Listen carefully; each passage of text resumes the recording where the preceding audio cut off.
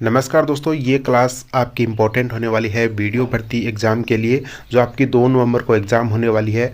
इसमें जो भी आपके करंट अफेयर्स के क्वेश्चन पूछे जाएंगे, इन्हीं 3-4 वीडियो के अंदर आपको हूबहू क्वेश्चन मिलने वाले हैं। और रही बात आपकी साइंस एंड टेक्नोलॉजी की, तो वहाँ से भी कोई करंट अफेयर्स का क्वेश्चन बनेगा तो आपको इन्हीं वीडियो के माध्यम से पूरा कंटेंट है वो मिल जाएगा।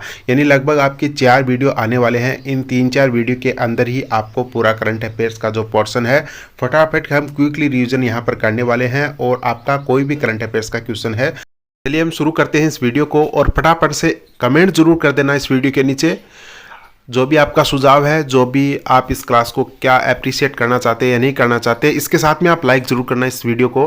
देखिए, हम सबसे पहले बात कर लेते हैं यहाँ पर इंपॉर्टेंट फैक्ट के बारे में, और क्विकली रिवीजन करने वाले, यानी ज़्यादा समय नहीं लेने वाला हूँ, ज़्यादा कंटेंट दूंगा लेकिन कम टाइम के अंदर। राजस्थान की दूसरी परमाणु ऊर्जा परियोजना है, इसको हाल ही के अंदर इसकी आधारशिला रखी गई है नापला गाँव बांसवाड़ा के अंदर। ये इंपॉर्टेंट फैक्ट है, ध्यान में रख लेना। और माही बांसवाड़ा परमाणु ऊर्जा संयंत्र, जिसकी क्षमता कितनी रहेगी 2800 मेगावाट, यानी 700 मेगावाट की 4 यूनिट यहाँ पर स्थापित की जाएगी। इसके ऊपर जो टोटल खर्चा आने वाला है, एक्सपेंसेस होने वाला है, वो है 42,000 करोड़ रुपए। और डिजाइन और विकसित किसके द्वारा, स्टेबल किसके द्वारा की जाएगी, तो ये एनपीसीएल के द्वारा स्थापित यहाँ पर की जाएगी। इस कंपनी का नाम जरूर याद रख लेना, जो आपके एग्जाम के अंदर पूछी जा सकती है। इसके बाद में हम आगे बात करने वाले हैं अमोघ क्यूरी जो युद्ध अभ्यास है, महाअभ्यास है, इसके बारे में। तो ये हुआ है महाजन फील्ड फायरिंग रेंज के अंदर 19 से 20 सितंबर 2025 को। भारतीय सेना की 7वीं जो शक्ति कमान है, इसके द्वारा इस युद्ध अभ्यास को आयोजित करवाया गया था। राजस्थान के नए कार्यवाहक मुख्य न्यायाधीश नियुक्त किए गए हैं, जिनका नाम आता है जस्टिस संजीव प्रकाश शर्मा, और ये राजस्थान के नए कार्यवाहक मुख्य न्यायाधीश बने हैं। इसके बाद में देखिए दोस्तों, यहाँ पर आरपीएससी के 3 नए मेंबरों की नियुक्ति भी की गई है। पहला नाम आता है हेमंत प्रियदर्शी, डॉक्टर अशोक कुमार कलवार, डॉक्टर सुशील कुमार बिस्सू। और अभी हाल ही में एक संशोधन करके आरपीएससी के अंदर टोटल मेंबरों की संख्या कर दी गई है 10+1। अब हम बात करते हैं 12वां इंडिया इंडस्ट्रियल फेयर 2025 के बारे में बात करें, तो ये भिवाड़ी के अंदर आयोजित किया गया है। उद्घाटन किया गया था भूपेंद्र यादव के द्वारा। इसके बाद में देखिएगा, क्षय रोग उन्मूलन एआई समाधान का राज्य स्तरीय शुभारंभ कब किया गया है, इसकी डेट याद रख लेना। तो 19 सितंबर 2025 को क्षय रोग यानी टीबी रोग के लिए उन्मूलन के लिए एक एआई समाधान का राज्य स्तरीय शुभारंभ किया गया है, जो कि अमित यादव है, एनएचएम निदेशक हैं, उनके द्वारा इसका शुभारंभ किया गया है। और ये जो क्षय रोग उन्मूलन एआई समाधान है, इसको विकसित किसके साथ मिलकर किया गया, वधवानी एआई है, आर्टिफिशियल इंटेलिजेंस है, जिसके साथ मिलकर के टीबी रोग के उन्मूलन के लिए एआई समाधान जो राज्य स्तरीय इसका शुभारंभ किया गया है।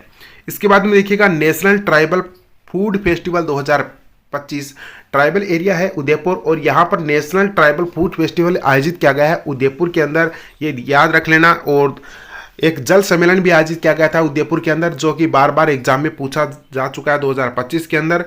अगला जो इम्पोर्टेंट फैक्ट है वो है ग्रामीण सेवा शिविर और शहरी सेवा शिविर। देखिए दोस्तों, यहाँ पर 17 सितंबर 2025 को मुख्यमंत्री भजन लाल शर्मा के द्वारा 2 शिविर की जो शुरुआत है वो की गई है 17 सितंबर 2025 को। जो ग्रामीण सेवा शिविर है, इनकी जो शुरुआत हुई है, शुभारंभ हुआ है, वो गांव बस्सी का बिशनपुरा गांव है जयपुर का, वहां से इसकी शुरुआत की गई है ग्रामीण सेवा शिविर की। शहरी सेवा शिविर की बात करें तो मालवीय नगर जयपुर से की गई है। इसके बाद देखिए थैलीसीमिया कुटुंब योजना। तो थैलीसीमिया रोग है, इसके लिए थैलीसीमिया कुटुंब योजना है 17 सितंबर 2025 को शुरू की गई है। वैसे प्रधानमंत्री नरेंद्र मोदी ने 17 सितंबर को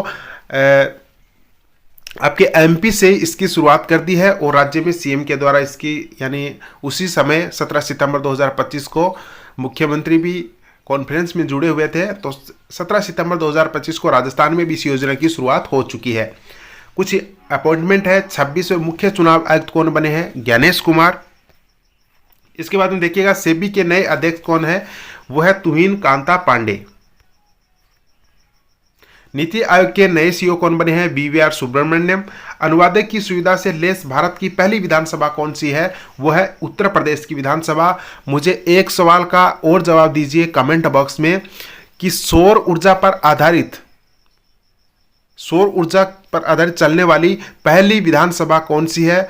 आप मुझे कमेंट बॉक्स में इसका आंसर जरूर देना, जो कि सवाल आपके एग्जाम में पूछा जा सकता है। अगला इंडेक्स आता है भ्रष्टाचार बोध सूचकांक 2024, जो कि ट्रांसपेरेंसी इंटरनेशनल के द्वारा इसका जो भ्रष्टाचार बोध सूचकांक है इसको जारी किया जाता है। भारत का स्थान है इसके अंदर 96 है। डेनमार्क इसमें टॉप पर है और दूसरा फिनलैंड है। यानी सबसे कम भ्रष्ट देश की हम बात करें तो वो डेनमार्क है, दूसरा फिनलैंड है। भारत का स्थान आता है 96वां। इसके बाद में देखिएगा राज्यों में पंचायत हस्तांतरण पर डिवोल्यूशन इंडेक्स रिपोर्ट 2024 जारी की गई थी, जिसमें फर्स्ट स्थान पर आता है कर्नाटक और 8वें नंबर पर आता है राजस्थान। तो राजस्थान की रैंक जरूर याद रख लेना और कर्नाटक इसमें टॉप पर है। पीएम आशा, जिसका पूरा नाम आता है पीएम अन्नदाता आय संरक्षण अभियान, जो कि 2018 से शुरू हो चुका था और अभी इसको ये योजना क्यों चर्चा में है, क्योंकि 25-26 तक इसका काम है, अभियान को बढ़ाया गया है। देश की पहली निजी हेलीकॉप्टर असेंबली लाइन, जिसका नाम आता है इंडिया H125 और ये लॉन्च की गई है कर्नाटक के अंदर। एयरबस प्लस टाटा एडवांस्ड है, इन्होंने मिलकर इसको लॉन्च किया है, इसको विकसित किया है। देश की पहली निजी हेलीकॉप्टर असेंबली लाइन है जिसका नाम आता है इंडिया H125। आगे हम बात करते हैं राज्य ऊर्जा दक्षता सूचकांक की। तो ये जारी किया जाता है विद्युत मंत्रालय के द्वारा। राजस्थान इसमें दावेदार श्रेणी में है और महाराष्ट्र इसमें टॉप में है, अग्रणी श्रेणी के अंदर है। तो इसमें आपको ये बताना है कि राज्य ऊर्जा दक्षता सूचकांक यदि आपने 2025 पढ़ा है तो राजस्थान की रैंक कौन सी है। मैं अगली वीडियो के अंदर इसकी रैंक आपको जरूर बताऊंगा, लेकिन आपको बताना है इसकी रैंक है वो कमेंट बॉक्स में। आगे हम बात करते हैं, दो पहल है वो लॉन्च की गई थी, सहज वृक्ष मित्र पहल और श्रृंखला हेम पहल। इनका मेन उद्देश्य क्या है, देश के वरिष्ठ नागरिकों के कल्याण और देखभाल को बढ़ावा देने के लिए इस पहल को लॉन्च किया गया था। किस डिपार्टमेंट के द्वारा, सामाजिक न्याय और अधिकारिता विभाग के द्वारा। आगे हम बात करते हैं पीस इंडेक्स 2025, वैश्विक पीस इंडेक्स 2025 की। इसको जारी किया जाता है institute for economics and peace के द्वारा और टॉप पर है आइसलैंड। भारत की रैंक इसमें रही है 115वीं, टोटल 163 देशों के अंदर, यानी 163 देशों की रैंक यहाँ पर निकाली गई थी, जिसमें भारत की रैंक रही है 115। आइसलैंड है इसके अंदर टॉप पर है। वैश्विक नवाचार सूचकांक 2025 के बारे में बात करें तो ये जारी किया जाता है विपो के द्वारा, यानी विश्व बौद्धिक संपदा के द्वारा जारी किया जाता है। भारत की रैंक इसमें रही है 38वीं, टोटल 139 देशों की रैंकिंग की गई। टॉप पर आया स्विट्जरलैंड। और भारत की आय वर्ग की हम बात करें तो भारत को किस आय वर्ग में रखा गया है, लोअर मिडिल आय वर्ग के अंदर। देश के 15वें उपराष्ट्रपति हैं जिन्होंने सितंबर 2025 में शपथ ली थी, वो हैं सीपी राधाकृष्णन। अब यहाँ पर हम टोटल वोटिंग की बात करें तो टोटल वोट थे 781, जिसमें से 767 वोटिंग हुई थी। टोटल वैध यानी वैलिड कितने रहे, 752 वोट, जिसमें से 452 वोट मिले थे राधाकृष्णन को, 300 वोट मिले हैं बी सुदर्शन रेड्डी को। भारत का पहला बांस आधारित बायोइथेनॉल संयंत्र है वो कहां पर स्थापित किया जा रहा है, वो किया जा रहा है दोस्तों असम के गोलाघाट जिले के अंदर। पीएम मोदी के द्वारा 14 सितंबर 2025 को इसका उद्घाटन किया गया है। दुनिया का पहला संयंत्र है जो कि सेकेंड जनरेशन पर आधारित है। ये अच्छा सवाल आपके एग्जाम में बन सकता है। अगला सवाल देखिएगा, रक्षा मंत्रालय ने एक समझौता किया है, एग्रीमेंट किया है किसके साथ, HAL के साथ, यानी हिंदुस्तान एरोनॉटिक्स लिमिटेड के साथ। 25 सितंबर 2025 को क्या समझौता किया है कि 97 हल्के लड़ाकू विमान है वो आपको हमें बना के देने हैं। MK1 इन विमानों का नाम है। ये विमान हमें अवेलेबल करवाने हैं और ये जो पूरा समझौता हुआ है 62,370 करोड़ रुपए का। अगला देखिएगा, भारत की पहली स्वदेशी वैक्सीन जिसका मलेरिया की वैक्सीन है विकसित की गई थी किसके द्वारा, ICMR प्लस RMRC भुवनेश्वर के द्वारा। और इस वैक्सीन का नाम आता है एडफालिस वैक्स। तो ये इसको याद रख लेना, भारत की पहली स्वदेशी वैक्सीन है वो मलेरिया की विकसित की गई है ICMR प्लस RMRC भुवनेश्वर के द्वारा। नाम है एडफालिस वैक्स, इसका नाम है। इसको अच्छे से याद रख लेना, जरूर एग्जाम में जो आपका टेक्नोलॉजी का पार्ट दिया गया है वहां पर पूछा जा सकता है। mRNA तकनीक पर आधारित दुनिया की पहली कैंसर वैक्सीन किसने विकसित की है, तो ये mRNA तकनीक पर आधारित है दुनिया की पहली कैंसर वैक्सीन जो कि रूस ने विकसित करी है। और एंटीरोमिक्स इस वैक्सीन का नाम है, जरूर ध्यान में रख लेना। इसके बाद में आती है भारत की पहली आर्टिफिशियल संचालित आंगनवाड़ी जो कि नागपुर महाराष्ट्र के अंदर बनाई गई है। आगे देखिएगा, अगला फैक्ट आता है भारतीय भाषाओं के लिए कौन सा स्वदेशी एआई मॉडल विकसित किया गया है। अच्छा सवाल एग्जाम में बन सकता है और इसका नाम आता है भारत जेन, यानी भारत जेन है। इसमें क्या होगा कि भारतीय भाषाओं के लिए एक स्वदेशी एआई मॉडल है वो विकसित किया गया है। 7वीं पीढ़ी की एआई चिप है वो किसने विकसित करी है, गूगल ने, और इसका नाम आता है आयरनवुड। इस 7वीं पीढ़ी की एआई चिप का नाम क्या है, आयरनवुड है, और ये गूगल ने बनाई है। भारत का पहला घरेलू एआई लार्ज लैंग्वेज मॉडल किस स्टार्टअप ने लॉन्च किया है, तो ये स्टार्टअप का नाम आता है सर्वम एआई, और इसने भारत का पहला घरेलू एआई लार्ज लैंग्वेज मॉडल है वो लॉन्च किया है। इसके बाद में 17 जुलाई 2025 को चांदीपुर उड़ीसा से 2 मिसाइल परीक्षण किए गए थे। इसमें पहला आता है पृथ्वी सेकंड, कम दूरी की मिसाइल है जो कि इसका टारगेट रहता है 250 से 300 किलोमीटर। अग्निफेस्ट की हम बात करें तो ये मध्यम दूरी की है और ये 700 से 900 किलोमीटर टारगेट करती है। इसके बाद में भारत का पूर्ण डिजिटल साक्षर राज्य कौन सा है, वो है केरल। सूर्या नामक एआई मॉडल है वो किसने लॉन्च किया है, तो वो नासा ने बनाया है। ये काम क्या करेगा कि सूर्य के जो जटिल व्यवहार है उसको समझने के लिए सूर्या एआई नामक मॉडल है वो विकसित किया है। समुद्री जल